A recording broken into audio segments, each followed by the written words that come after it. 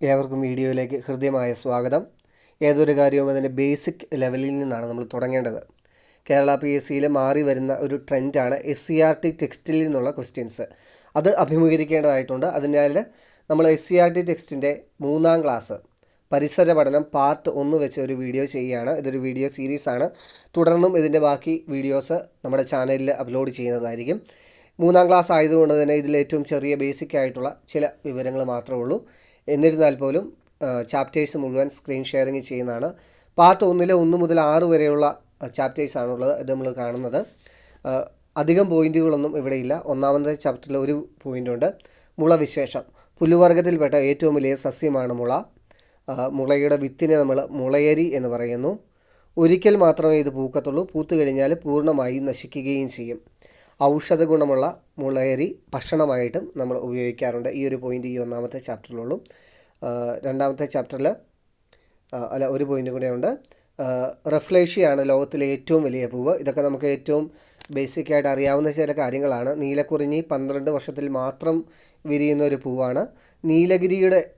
നീലഗിരി മലകളിലാണ് ഈ കുറിഞ്ഞി പൂക്കുന്നത്.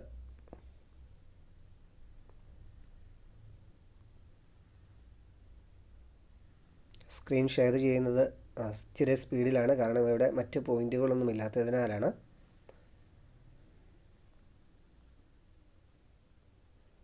രണ്ടാമത്തെ ചാപ്റ്റർ.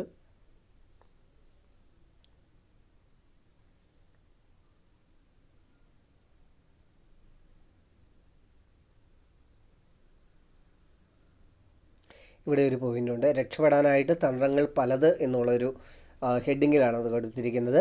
വെള്ളത്തിൽ മഷി കലക്കി രക്ഷപ്പെടുന്ന ജീവി ഏത്, അല്ലെങ്കിൽ മത്സ്യം ഏത്? അത് കണവയാണ്. കണവയുടെ വീഡിയോ കാണുവാണെങ്കിൽ നമുക്ക് കാണാനായിട്ട് പറ്റും. ഒരു കറുത്ത നിറത്തിലുള്ള മഷി അത് അവിടെ മുഴുവൻ പരത്തിയിട്ടാണ് അത് അവിടെ നിന്ന് രക്ഷപ്പെടുന്നത്. ഇതൊരു അടുത്തൊരു പോയിൻ്റാണ്. കടലിലെ പൂന്തോട്ടം. പവിഴപ്പുറ്റുകളാണ് കടലിലെ പൂന്തോട്ടം എന്നറിയപ്പെടുന്നത്. ഇത് കടലിലെ മഴക്കാടുകൾ എന്നും കൂടി അറിയപ്പെടുന്നുണ്ട്. കടലിലെ മഴക്കാടുകൾ അല്ലെങ്കിൽ കടലിലെ പൂന്തോട്ടം എന്നറിയപ്പെടുന്നത് പവിഴപ്പുറ്റുകളാണ്. 3ാമത്തെ ചാപ്റ്റർ മഴയെക്കുറിച്ചും ജലത്തെക്കുറിച്ചും ജലസ്രോതസ്സുകളെക്കുറിച്ചുമൊക്കെയുള്ള ഒരു ചാപ്റ്ററാണ്. കുടിവെള്ളം വിൽപ്പനയ്ക്ക് വരുന്ന ക്ലാസ്സുകളിലെ ടെക്സ്റ്റുകൾ പരിശോധിക്കുമ്പോൾ അതിൽ ബോക്സിൽ കൊടുത്തിരിക്കുന്ന കാര്യങ്ങൾ ഇപ്പം മുതിർന്ന ക്ലാസ്സുകളിലേക്ക് വരുമ്പോൾ കുറച്ചുകൂടി ഒന്ന് ശ്രദ്ധിക്കേണ്ടതായിട്ടുണ്ട്.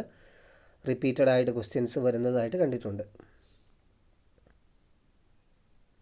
കുടിവെള്ളം ശുദ്ധീകരിക്കാനായിട്ട് നമ്മൾ ഉപയോഗിക്കുന്നത് സാധാരണയായിട്ട് ബ്ലീച്ചിങ് പൗഡറാണ്. ആ ഒരു പോയിൻ്റ് മാത്രമേ ഈ ഒരു ചാപ്റ്ററിലുള്ളൂ.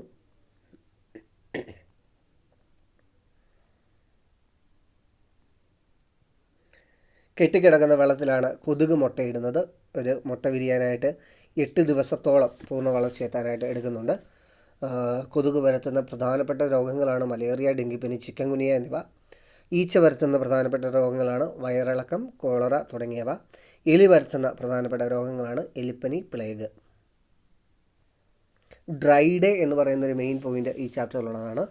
അത് നമ്മുടെ മദ്യനിരോധനവുമായിട്ട് ബന്ധപ്പെട്ട കാര്യമല്ല ഇതിൽ പറഞ്ഞിരിക്കുന്നത്. കെട്ടിക്കിടക്കുന്ന ടയറ്, കുപ്പി, കളിപ്പാട്ടങ്ങൾ, ചിരട്ട, ഉപേക്ഷിച്ച പാത്രങ്ങൾ, ഇവയിലൊക്കെ കെട്ടിക്കിടക്കുന്ന വെള്ളം മറിച്ച് കളയാനായിട്ട് നമ്മൾ ഉപയോഗിക്കുന്ന ഒരു ദിവസമാണ് ഡ്രൈ ഡേ എന്ന് പറയുന്നത് കൊണ്ട് ഉദ്ദേശിക്കുന്നത്. അതായത് കെട്ടിക്കിടക്കുന്ന ചീഞ്ഞ വെള്ളങ്ങൾ, അതിൽ മുട്ടയൊക്കെ കൊതുകൊക്കെ മുട്ടയിട്ട് വരികാനായിട്ട് സാധ്യതയുണ്ട്. അതുകൊണ്ട് നമ്മളത് മറിച്ച് വെക്കുകയോ മറിച്ച് കളയുകയോ ഒക്കെ ചെയ്യാറുണ്ട്. ആ ഒരു ദിവസം ആ ഒരു പ്രവൃത്തി ചെയ്യാനായിട്ട് നമ്മൾ മാറ്റിവെക്കുന്ന ദിവസത്തെയാണ് ഡ്രൈ ഡേ എന്ന് വിളിക്കുന്നത്.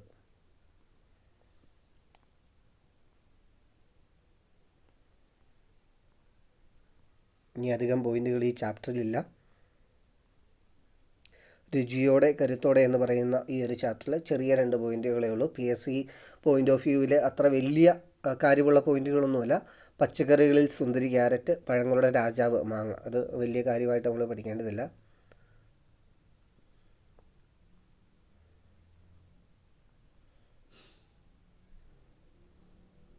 എല്ലാത്തിൻ്റെയും ഏറ്റവും ഗ്രൗണ്ട് ലെവൽ എന്ന് പറയാൻ വേണ്ടി ഉള്ളൊരു ചാപ്റ്ററാണ്. അല്ലെങ്കിൽ 3ാം ക്ലാസ്സിൽ നമുക്കറിയാമല്ലോ, ഒരു PSC ഉദ്യോഗാർത്ഥിയെ സംബന്ധിച്ചിടത്തോളം 3ാം ക്ലാസ്സിലെ ടെക്സ്റ്റ് ബുക്കിൽ നിന്നും അധികം പോയിൻറ്റുകൾ കിട്ടാനായിട്ട് സാധ്യതയില്ല. കാരണം നമ്മുടെയൊക്കെ ഒരു ലെവൽ ഓഫ് സ്റ്റഡി എന്ന് പറയുന്നത് അതിലും വളരെയധികം ഉയരത്തിലായിരിക്കും. അതുകൊണ്ട് തന്നെ ഒന്നോ രണ്ടോ പോയിൻറ്റുകൾ, അതിലും വിട്ടുപോകുന്ന ചില പോയിൻറ്റുകൾ ഉണ്ട്. 3-ാം ക്ലാസ്സിലാണെങ്കിലും ഇത്രയേ ഉള്ളൂ. ഈ 3-ാം ചാപ്റ്ററുടെ 3-ാം ക്ലാസ്സിലെ 6 ചാപ്റ്ററിലുള്ളത്. പോയിൻറ്റുകൾ മാത്രം ഞാനൊന്ന് സമറൈസ് ചെയ്ത് പറയാം. പുല്ലുവർഗ്ഗത്തിൽപ്പെട്ട ഏറ്റവും വലിയ സസ്യമാണ് മുള.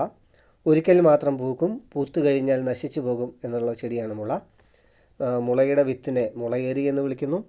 നീലക്കുറിഞ്ഞി 12 വർഷത്തിൽ മാത്രം പൂക്കുന്ന ഒരു ചെടിയാണ്. അത് നീലഗിരിയിലാണ് കാണുന്നത്. വെള്ളത്തിൽ മഷി കലക്കി രക്ഷപ്പെടുന്ന ഒരു ജീവിയാണ് കണവ. കടലിലെ മഴക്കാട് അല്ലെങ്കിൽ കടലിലെ പൂന്തോട്ടമാണ് പവിഴപ്പുറ്റ്. ഡ്രൈ ഡേ എന്നറിയപ്പെടുന്ന ദിവസം നമ്മൾ കെട്ടിക്കിടക്കുന്ന വെള്ളം മറിച്ചു കളയാനായിട്ട് ഉപയോഗിക്കുന്ന ദിവസമാണ്. പച്ചക്കറികളിൽ സുന്ദരി എന്നറിയപ്പെടുന്നത് ക്യാരറ്റാണ്. പഴവർഗ്ഗത്തിലെ രാജാവ് മാങ്ങയാണ്. കുടിവെള്ളം ശുദ്ധീകരിക്കാനായിട്ട് നമ്മൾ സാധാരണയായിട്ട് ഉപയോഗിക്കുന്ന വസ്തുവാണ് ബ്ലീച്ചിങ് പൗഡർ. കൊതുക് മുട്ട വിരിയാനായിട്ട് 8 ദിവസമെടുക്കും. അത് പരത്തുന്ന രോഗങ്ങൾ മലേറിയ, ഡെങ്കിപ്പനി, ചിക്കൻ ഗുനിയ. വയറിളക്കവും കോളറയും പരത്തുന്നത് ഈച്ചയാണ്. എലി പരത്തുന്ന രോഗങ്ങളാണ് എലിപ്പനി, പ്ലേഗ് എന്നിവ. ഇത്രയും പോയിൻറ്റുകൾ ഈ ഒരു 3-ാം SCERT ടെക്സ്റ്റിൻ്റെ 3-ാം ക്ലാസ്സിൻ്റെ പരിസര പഠനം എന്ന് പറയുന്ന ഒരു ഭാഗത്ത് പാർട്ട് 1-ലുള്ളൂ. നമ്മൾക്ക് ഇനി പാർട്ട് 2 നോക്കേണ്ടതായിട്ടുണ്ട്. അപ്പം വീഡിയോ കണ്ട എല്ലാവർക്കും നന്ദി.